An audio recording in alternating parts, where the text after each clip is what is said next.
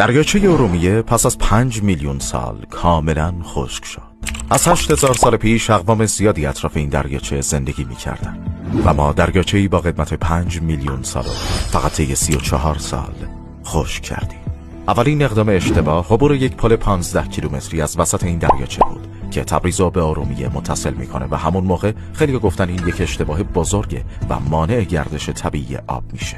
اشتباه بزرگ و مهلک بعدی احداث سد بر روی رودخانه‌های آب شیرین منتهی به دریاچه بود. حدود 70 سد بر روی رودخانه‌های آب شیرینی که به این دریاچه میریختن زده شده. یه عده کشاورز اعتراض کردن که آبهای شیرین داره میریزه توی دریاچه آب شور.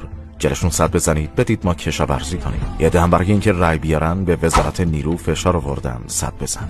و الانم کسی نمیتونه سدها رو باز کنه چون باعث اعتراض کشاورزان میشه. از طرفی این یک دریاچه نمکه و به شدت خطرناکه.